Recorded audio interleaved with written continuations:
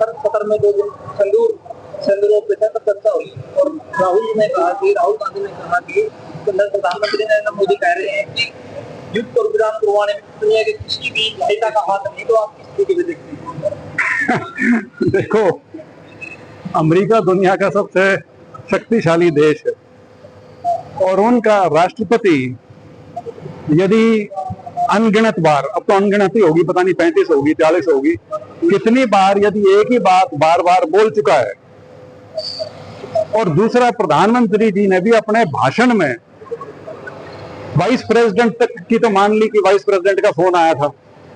ठीक है, हालांकि उनको वो ये नहीं कहना चाहिए था क्योंकि वो बिहार की जनसभा को संबोधित नहीं कर रहे थे, पार्लियामेंट को संबोधित कर रहे थे, जिसको पूरी दुनिया देखती है क्योंकि भारत का प्रधानमंत्री बोल रहा है। और वहां ये कहना कि उसके 4 फोन आए थे, मैंने कहा बाद में बात करेंगे, यही चीजें हैं जिसकी वजह से आपकी विदेश नीति जो है वो गर्द में चली गई। जब समय आया तो आपके साथ कोई नहीं खड़ा मिला। यही डोनाल्ड ट्रंप हैं जिसके साथ प्रधानमंत्री जी ने ऐसी चीजें की जो किसी देश के प्रधानमंत्री को शोभा नहीं देती कि उनके देश में जाके उनके इलेक्शन के संबंध में आप उनके नाम की वकालत करके आ गए। और जब समय आया तो उसने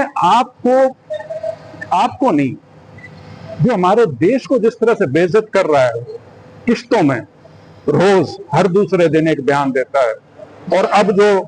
जिस प्रकार से पाकिस्तान को वो बिल्कुल अपने पक्ष में उन्होंने कर लिया है, कर तो क्या लिया, पाकिस्तान तो तैयार ही बैठा रहता है पक्ष में होने के लिए, लेकिन जिस प्रकार से उनकी दोबारा घनिष्ठता पाकिस्तान के साथ बनी है, मेरे को नहीं ध्यान कि जब से देश आजाद हुआ है कभी भी चीन अमेरिका दोनों पाकिस्तान के पक्ष में हो और रूस न्यूट्रल हो।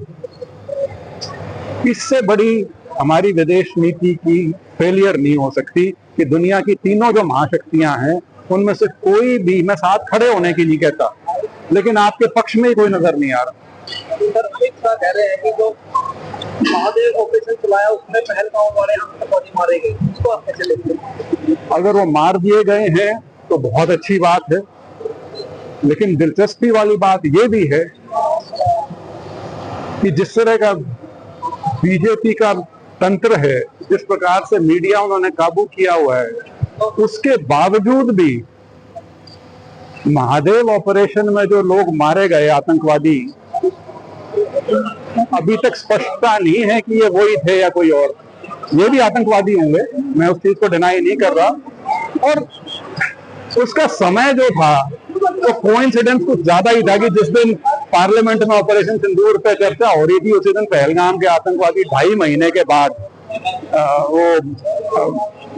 मारे गए। तो इसमें भी वही बात है, बहुत से प्रश्न चिन्ह हैं। हमसे जुड़े रहने के लिए हमारे YouTube चैनल को सब्सक्राइब करें और नई वीडियो की नोटिफिकेशन के लिए बेल आइकॉन को दबाएं। अगर आप ये वीडियो Facebook पर देख रहे हैं तो लाइक जरूर करें और ज्यादा से ज्यादा शेयर करें। धन्यवाद।